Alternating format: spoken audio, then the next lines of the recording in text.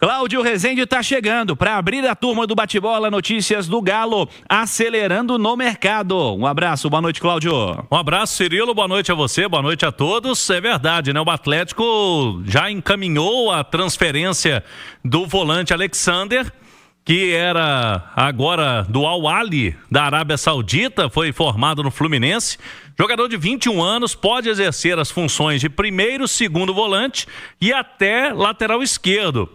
Um jogador com características parecidas, né, nas funções do Rubens, que está sendo negociado pelo Galo com o futebol russo. Alexander tem chegada prevista ainda hoje, mais à noite, em Confins, e aí ele chega para exames médicos e assinatura de contrato. Vai ser em definitivo.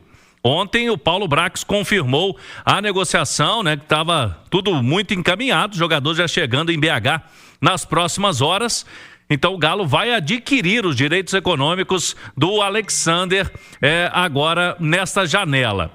É uma aposta importante aí do time do Cuca para a sequência do ano. E acelerando no mercado, porque o Atlético também está buscando um outro jogador brasileiro que está no futebol do exterior. Aí um jogador mais ofensivo, um meia, trata-se do Renier.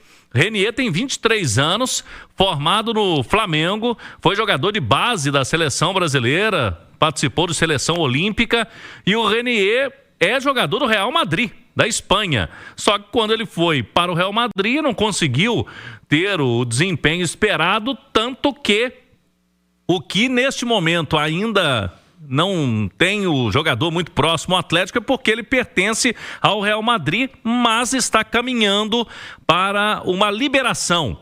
O jogador vai rescindir o contrato com o clube espanhol e aí ficando livre já há o acordo entre Atlético e Renier para que ele seja reforço aqui do Galo na sequência do ano. Então o jogador ficaria livre e o Galo não teria que gastar nesta transferência. Alexander, o Galo vai investir. No caso do Renier, não.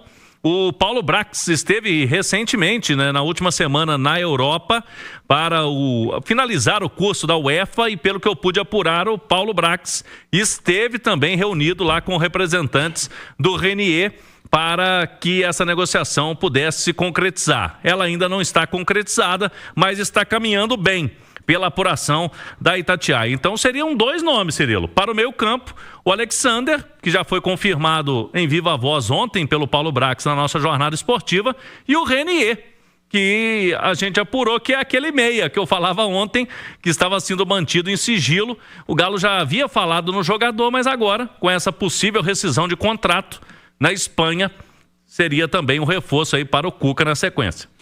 Meio campo, né? A ausência de meio-campistas no elenco em especial é uma necessidade a ser atacada pelo Atlético, e está atacando, né? Bons nomes que o Galo vai buscando para essa janela aí do meio da temporada. Daqui a pouquinho os nossos comentaristas vão dizer também, projetar o que pode ser, e claro, né, Cláudio, falar do jogo de ontem, né? O Atlético saiu derrotado pelo Flamengo por 1-0. Havia muita cobrança quanto a um time que competisse mais e fosse mais organizado. Acho que houve evolução e vai ser assunto daqui a pouquinho também pra gente conversar. Quinta-feira, aí já muda o perfil, né, Cláudio? É Copa, a parada é outra, Rezende. O adversário é o mesmo, o estádio é o mesmo, né? O Atlético joga de novo no Maracanã contra o Flamengo, quinta-feira, 9h30 da noite. Mas agora são 180 minutos da decisão em 2 jogos, depois na semana seguinte, aqui na Arena MRV. Vamos ver o que o Cuca pensa para esse jogo, Cirilo, mas de qualquer forma ele conseguiu neutralizar bem o Flamengo ontem, com aquela escalação um pouco diferente. Ele não tinha o Lianco, vai ter o Lianco para quinta-feira.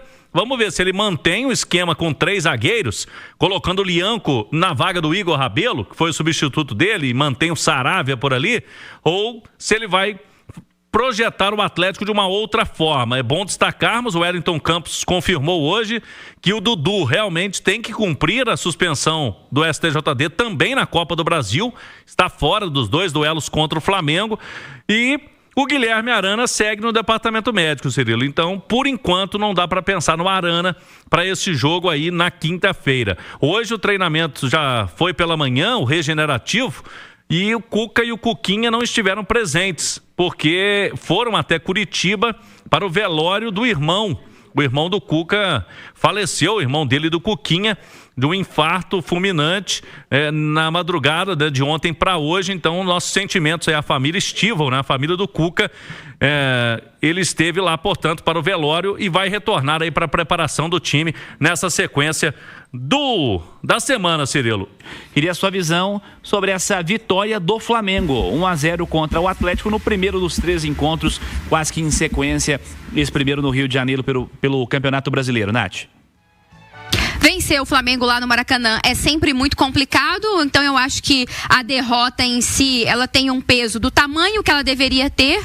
O que realmente acho que anima o torcedor atleticano é a atuação do time, né? Em especial no primeiro tempo e em especial no que diz respeito a competir, a marcar melhor, né? A ser mais organizado, que eram pontos que nós chamávamos a atenção aqui, que o Atlético não estava conseguindo ser nem isso em algumas das suas partidas. O Cuca até chamou a atenção no duelo contra o Palmeiras, que o Atlético tinha perdido todos os duelos. Ontem a gente viu um Galo brigando muito mais, né, com encaixes individuais de marcação funcionando. A gente viu o Cuca mudando, né, algumas questões táticas do time. A gente vinha cobrando também com que ele fizesse isso. Eu acho que foram mudanças inteligentes no sentido de entender também a superioridade do adversário, de tentar inibir ali o que o adversário tinha de melhor. O Arrascaeta ficou muito bem marcado, isso prejudicou, atrapalhou o jogo do Flamengo no sentido de ter volume ofensivo. Foi um Atlético que teve espaço para o contra-ataque e aí, além dos erros de marcação no segundo tempo, quando o Atlético sucumbiu mais do ponto de vista ofensivo, e aí o erro na marcação da bola aérea, né, foi fundamental para o gol do Léo Ortiz. Teve o erro também ofensivo, principalmente do Rony, naquela que foi a melhor oportunidade. É um jogo muito grande, de uma rivalidade muito grande, de uma dificuldade muito grande, e as oportunidades, elas são escassas, né, Cirilo? Então elas precisam ser aproveitadas. Um jogador do tamanho do Rony, da importância que ele tem pro elenco, pro salário que ele recebe, da experiência que ele tem no futebol, não pode perder um gol daquele. Mas já que perdeu, agora é levantar a cabeça, porque tem mais Flamengo aí no meio de semana. O Hulk também teve uma oportunidade, podia ter finalizado. Que isso também sirva de lições, né? Ainda mais num duelo eliminatório. Se tiver uma chance, tem que tentar matar o jogo com essa chance que aparecer. Ô, Simões, é inegável que o Rony, aliás, é impossível, né, que o Rony não vire personagem com o gol que ele perdeu no começo do jogo lá no Rio de Janeiro. E é um tipo de lance que o jogo te cobra. Contra um adversário desse, o jogo te cobra, não tem o que fazer. Um cara do tamanho do Rony, com o que ele representa, em especial financeiramente, atacante vive de gol e o cara não pode perder um gol desse, fim de papo, não tem conversa. Lance desse aí não adianta. Turma que tá no YouTube tá vendo aí o gol do Léo Ortiz nesse momento. Aliás, o que tem de jogador bom, Flamengo, e zagueiro bom é brincadeira. Mas, ô Simões, queria a sua leitura sobre o jogo, sobre o lance, o que você determina como fatores predominantes para a vitória do Flamengo 1-0 contra o Atlético. Ô Cirilo, acho que assim, o fator predominante para a vitória do Flamengo, tá? Foi a questão da bola aérea ofensiva do Flamengo, que é muito forte. E vem funcionando numa sequência de vitórias aí.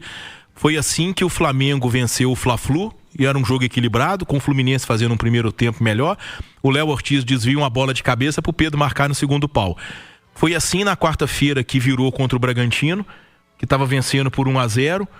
O Léo Pereira faz um gol muito parecido com esse do Léo Ortiz. E foi assim que venceu o Atlético. Tá? É um jogo. Informação, inclusive, né?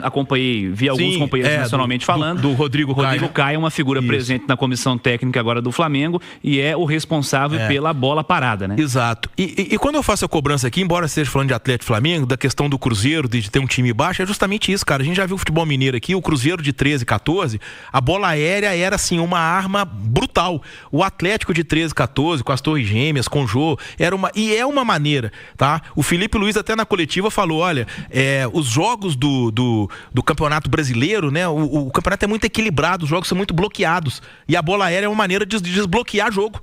A bola aérea decide jogos no Campeonato Brasileiro. E são 3 em sequência que o Flamengo ganhou nessa questão de bola aérea. E, coincidentemente, 3 em sequência que o Atlético perdeu, né? Mas no do Atlético é a questão defensiva, do Flamengo a ofensiva. O Atlético se postou bem, tá? O nível de entrega do time foi muito. O nível de intensidade de jogo foi muito. O Coelho jogou bola demais. O Gustavo Scarpa jogou bola demais. O Igor Rabelo, que substituiu o Lianco, né? Que hoje talvez não, é o melhor defensor do Atlético. Fez um jogo ok, Tá? O Biel, que é reforço, entrou, e na minha visão entrou bem, vai ser uma opção importante, um cara de velocidade e que mostrou qualidade. Agora, o Atlético foi punido por uma questão em que o Flamengo é muito forte. O Flamengo é muito forte na bola aérea. Naquele momento tinha Pedro, Bruno Henrique, Léo Ortiz e Léo Pereira dentro da área, 4 especialistas. E isso facilita muito a vida do cara que vai fazer o gol. E se você for reparar, primeiro que o Júnior Santos marca o Léo Ortiz atrás dele, né? Depois dele. Não ia ter como ele chegar na bola, porque a bola vinha da esquerda e ele estava mais para a direita. Segundo que o Pedro faz meio que uma barreira, sabe? Então são estratégias, são treinamentos, mas assim... Eu acho que o Atlético ganha força para quinta-feira, porque o Atlético fez um bom jogo contra o Flamengo no Maracanã. Não vou fazer aqui a injustiça ter perdido, porque eu acho que foi um jogo muito igual. Mas me agradou muito o desempenho do Atlético ontem. Edu, a cobrança nas últimas semanas foi enquanto a competição e organização. Você também enxergou evolução nesses aspectos ontem, no caso, sob a ótica atleticana? Ontem eu acho que o Cuca saiu um pouco da zona de conforto, né? Ele mexeu, ele foi criativo. Aliás, se fosse o técnico do ano passado que tivesse feito isso que o Cuca fez ontem, seria a maior loucura do mundo. Ele colocou um lateral de zagueiro, um volante de lateral, um meia de ala. Meia de lateral. Mas como foi o Cuca, tudo normal, o gênio. Mas enfim, é do futebol, né, cara? Você precisa ousar, você precisa ser criativo para enfrentar um adversário que é superior. E o Atlético foi bem, cara. O resultado foi muito pior do que a atuação do Atlético ontem no Maracanã.